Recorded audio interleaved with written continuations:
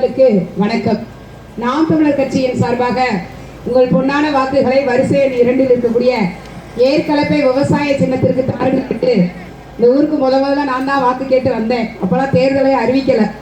தேர்தல் தேதி அறிவிக்கிறதுக்கு முன்னாடியே மக்கள் பணியில் ஈடுபட்டு இருக்க எங்களுக்கு மீண்டும் முறை தேர்தல் தேதி அறிவிக்கப்பட்ட பின் முறையே உங்கள்கிட்ட வாக்கு சேகரிக்க வந்திருக்கோம்.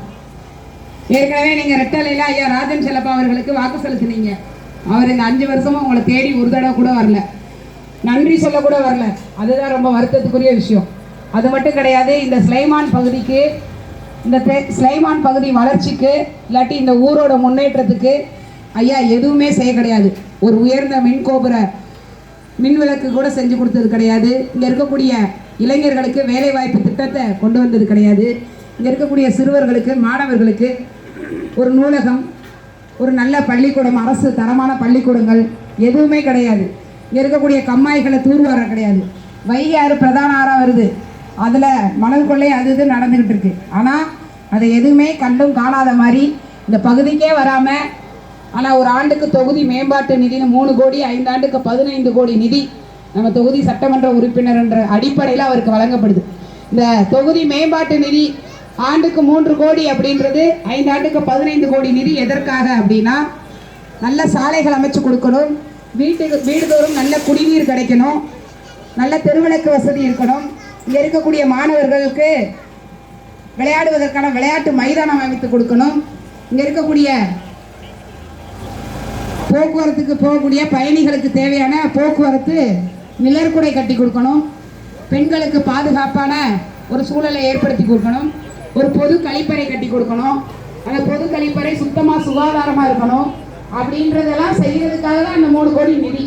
ஒரு வருஷத்துக்கு 3 கோடி 15 கோடி நிதியை வாங்கி ஐயா என்ன செய்தார் அப்படின்னா, ஐயா இங்கே வந்தாருன்னா கேளுங்க, வரலைன்னா தயவுசெய்து கேள்வியே கேட்காதுன்னு அவர் போட்டு படம் விட்டுருங்க. அப்போ எதுவுமே செய்யாத ஐயாவை மறுபடியும் தேர்ந்தெடுக்கப்பட்டு இந்த சட்டமன்ற உறுப்பினராக தேர்ந்தெடுத்து மறுபடியும் அவர் எதுவுமே வாய் திறக்காம சட்டமன்றத்தில் நமக்காக குரல் கொடுக்காம இருக்க ஒரு நபரை தேர்ந்தெடுத்து ஏற்கனவே செய்த தவிர திரும்பவும் செய்திடாதீங்க. சரி, அப்பா ஐயாவுக்கு ஓட்டு போட வேணாம். அக்கா கிருத்திகா தங்கபாண்டியன் தான் கூட்டமாக வராங்கல்ல, நமக்காக திருப்பரங்குன்றத்தில் உதயசூரியன் உதிக்கணும்னு சொல்கிறாங்கல்ல, அப்படின்னா அக்கா கிருத்திகா தங்கபாண்டியன் திமுகவோட சட்டமன்ற வேட்பாளர்னு அங்கே ஆர்டர் வாங்கிட்டு விமான நிலையத்தில் இறங்கினவுடனே சொன்ன முதல் தகவல் என்ன தெரியுமா? திருப்பரங்குன்றம் மலை உச்சியில் நாங்கள் இருக்கிற வரைக்கும் ஒருபோதும் விளக்கேற்ற அனுமதிக்க மாட்டோம் அப்படின்னு சொன்னதான் அக்காவோட முதல் தேர்தல் வாக்குறுதி. முதல்ல இந்த ஜனநாயக நாடு, அவங்களுக்கு அவங்க மதத்தை வழிபடுவதற்கான தார்மீக உரிமையும் கடமையும் இருக்கு. என் இஸ்லாமிய சொந்தங்கள் அவர்களுடைய மதத்தை வழிபடுவதற்கான எந்த தடையும் இந்த நாட்டில் இருக்கக்கூடாது. அதே போல இந்து சமயத்தை தழுவக்கூடியவர்கள் அவர்கள் வழிபடக்கூடிய கோவிலுக்கு செல்வதற்கோ அந்த கோவிலில் அவர்கள் விருப்பப்படுவதை செய்வதற்கோ தடை செய்ய யாருக்கும் எந்த நிபந்தனையும் நிர்பந்தமும் இருக்கக்கூடாது. ஏனால் அவரவர் பிடித்த மதத்தை வழிபடுவது அப்படின்றதான் ஜனநாயக நாட்டில் நமக்கான உரிமை. ஆனால் அக்கா ஒரு சாராரா பேசிட்டு போயிட்டாங்க. அப்போ இந்துக்களோட மனசுல ஒரு பாதிப்பு ஏற்படும். அதுவும் 6 படை வீடுகளில் முதல் படை வீடாக இருக்கக்கூடிய திருப்பரங்குன்றம் முருகன் கோவிலுக்கு வருடம் கந்த சஷ்டி பெருவிழாவின் போது பக்தர்கள் நிறைய வருவாங்க.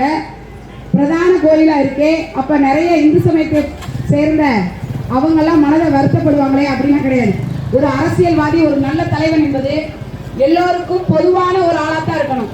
உங்களோட தனிப்பட்ட விருப்பு வெறுப்பை மக்களிடத்தை திணிக்க கூடாது. சரிதானங்க நான் சொல்றது?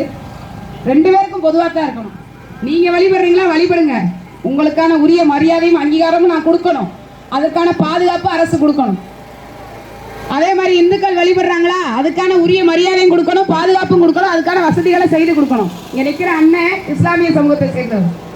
அவர் அக்கா தங்கச்சி பேசுதுன்னா எனக்கு பாதுகாப்பாக நிற்கிறாங்கல்ல, அந்த பிள்ளை இந்து பிள்ளை, நான் ஏன் நிற்கல. அதுதான் நம்ம நாட்டோட ஒற்றுமை. இல்லாத பிரச்சனை எதுக்கு உருவாக்குறீங்க? இல்லாத பிரச்சனை எதுக்கு உருவாக்கணும்? அண்ணன் பேரு சம்சுதீன், பெருங்குடியிலேருந்து சுலைமான் வரைக்கும் எதுக்கு பாதுகாப்பாக வராரு? அப்போ நாம் தமிழர் கட்சியில் தங்கை வேட்பாளராக இருக்காங்க. இரவு 10 மணி ஆனாலும் பாதுகாப்பாக பெண் பிள்ளையை வீட்டுக்கு அனுப்பணும்னு எனக்காக நிற்கிறது ஒரு இஸ்லாமிய சகோதரன்றதுல நான் பெருமையாக இருக்கேன்ல. அப்போ அவங்க மனசுக்காக, அவங்களுக்காக எல்லாருக்கும் பொதுவான ஒரு தலைவரை தான் மக்கள் தேர்ந்தெடுக்கணும்.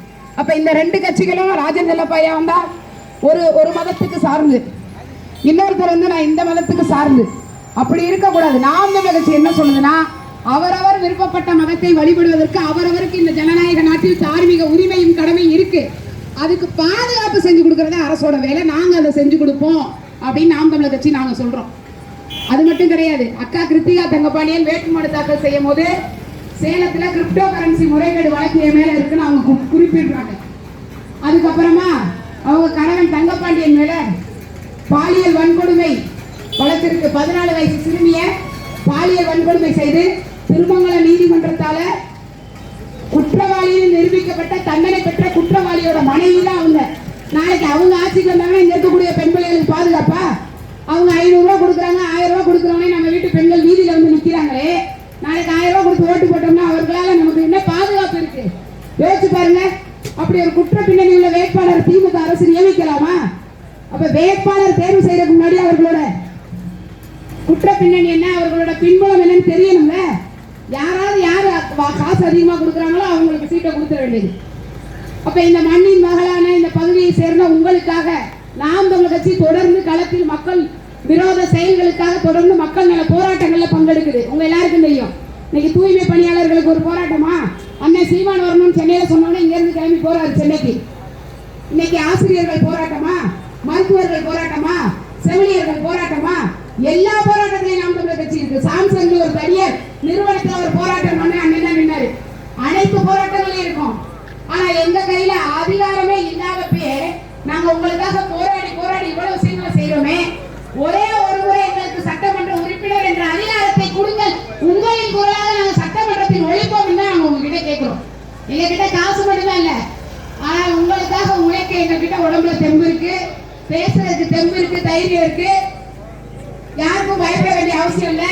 திமுக பத்தி பேசினா காங்கிரஸ் கோச்சுக்கிறோம். இன்னைக்கெல்லாம் அக்கா பிரேமலா இருக்கிறது திமுக கூட்டணி மேடையில பகிரங்கமா ஒத்துக்கிறாங்க. தேமுதிக சேர்ந்த அக்கா பிரேமலா நிறைய பேர் பார்த்திருப்பீங்க. இன்னைக்கு தமிழகம் முழுவதும் பரவலா பெண்களுக்கு பாதுகாப்பு இல்ல, பாலியல் வன்கொடுமை இருக்கு. அதை தவிர அண்ணன் மேல ஒண்ணுமே சொல்ல முடியாது. மெயின் அக்யூஸ்ட் நீதான், அதே சொல்லிருச்சு அக்கா. அப்புறம் சமாளிக்கிறதுக்கு ஐயோ இந்த கூட்டணியில இருக்குமா? மரியாதைக்குரிய ஐயா விஜயகாந்த் அவர்கள் எதற்காக கட்சி ஆரம்பிச்சாரு? ஐயா முத்தமிழர் கலைஞரை எதிர்த்துதானே. அவரோட ஆன்மா சாந்தி அடையுமா? இந்த அம்மா செய்தது. அவங்க தம்பிக்கு ராஜ்யசபா சீட்டு வேணும்னே கட்சியை கொண்டு போய் அடமானம் வச்சிருச்சு. இப்ப அந்த அம்மா கூட்டணியில இருக்குல்ல ஐயா விஜயகாந்த் விஜயகாந்தை விரும்பாத கட்சிங்க அது. உண்மையிலே விஜயகாந்துக்கு ஐயாவுக்கு நீங்க நன்றி சொல்லணும். அந்த கட்சிக்கு வாக்கு செலுத்தக்கூடாது உதயசூரியனுக்கு. அப்ப இங்க கொள்கைக்காக, கூட்டணிக்காக, காசுக்காக, சீட்டுக்காக எல்லாரும் மாறிக்கிட்டு இருக்காங்க. எத்தனை முறை தோத்தாலும் சரி, 1/2% வாக்கு இல்லாதவங்களே 10 எம்எல்ஏ சீட்டு, ஒரு ராஜ்யசபா சீட்டு. போன தேர்தல் ஐயா கமலஹாசனை நம்பாதீங்க, இந்த தேர்தலில் நிக்க மாட்டார். நாம் தமிழர் கட்சி பிள்ளைகள் இதே மாதிரி வீதியா கத்தணும், எங்களை நம்பல. இந்த தேர்தல் ஐயா கமலஹாசன் இருக்காரா? தேர்தலே நிக்கலன்னு தெரியும்ல, எதுக்கு 10,000 ரூபாய்க்கு விருப்ப மனு வித்தாரு? யோசிச்சு பாருங்க. இதெல்லாம் நூதன திருட்டு, நூதன கொள்ளை. அறிவார்ந்த தமிழ் சமூக பிள்ளைகள் தயவு செய்து உணர்ந்து, எவன் கூட கூட்டணி போலேனா உண்மையிலே தைரியமான வேண்டாம் நம்பி உங்களின் குரலாக சட்டமன்றத்தில் நான் ஒழிக்க, நானும் கிராமப்புறத்தை சேர்ந்த முனைவர் பட்டம் பெற்ற கல்லூரியில் பேராசிரியராக பணியாற்றுகின்ற ஒரு பெண் புலி. சமரசலாமே யாருடையும் பேசுவேன். என் சேவான் பகுதியில கம்மாயை தூர்வாரணும், என் வழியாட்டு மணல் ஆத்துல மணல் அல்ல கூடாது, என் பகுதி மக்களுக்கு நூலகம் வேணும், நல்ல பொதுக்கழிப்பறை வேணும், சாலை வசதி வேணும், தெருவிளக்கு வசதி வேணும், மக்களின் அடிப்படை பிரச்சனைகளுக்காக குரல் கொடுப்பேன். இவங்க வந்தா ஜெயிக்க மாட்டாங்க, இவங்க வந்தா எதுவும் செய்ய மாட்டாங்கன்னு வெட்டியா தயவு செய்து பேசிடாதீங்க. ஒரு முறை நாங்க வந்தா என்னதான் செய்வோம்னு பாக்குறதுக்காக ஒரு ஓட்டு போடுங்க. ஒரே ஒரு முறை, 15 வருஷமா களத்துல இருக்கோம். ஒரே ஒரு முறை இந்த வருடம் ஏப்ரல் 23ஆம் தேதி நடக்குகின்ற இந்த ஜனநாயக திருவிழால, தேர்தல் திருவிழால வரிசையில் 2 தான், ரொம்ப தேட வேணாம். தேடி தேடி மக்கள் போட்டு 36 லட்சம் மக்கள் எங்களுக்கு வங்கியாரம் கொடுத்துருக்கீங்க. அதனால இப்ப 2வது பட்டன்ல ஏற்கனவே விவசாயத்துக்கு வந்துருச்சு. ஒரு முறை எங்களுக்கு வாய்ப்பளித்து உங்களின் மண்ணின் மகள் எப்படி செயல்படுகிறார் என்பதை பார்க்கறதுக்காக ஒரு வாய்ப்பு கொடுங்க. விவசாய சின்னத்துக்கு உங்கள் பொன்னான வாக்குகளை செலுத்தி திருப்பரங்குன்றத்தின் தொகுதி மேம்பாடு வச்சு மற்ற தொகுதியிலாம் நாம் தமிழர் கட்சி இப்படித்தாண்டா செயல்படும் மிகப்பெரிய ஒரு அங்கீகாரத்தை கொடுக்க நீங்கள் வாக்களிக்க வேண்டிய சின்னம் ஏற்கலப்பை விவசாய சின்னம். என் தாய் தமிழ் சொந்தங்கள், என்னை நிச்சயம் வெற்றி பெற வைப்பீர்கள் என்ற நம்பிக்கையோடு உங்களிடத்தில் விடைபெறுகிறேன். இலக்கு ஒன்றுதான், அது நம் தமிழ் தேசிய இனத்தின் விடுதலை. இலக்கை வென்றாவோம். நாம் தமிழர்.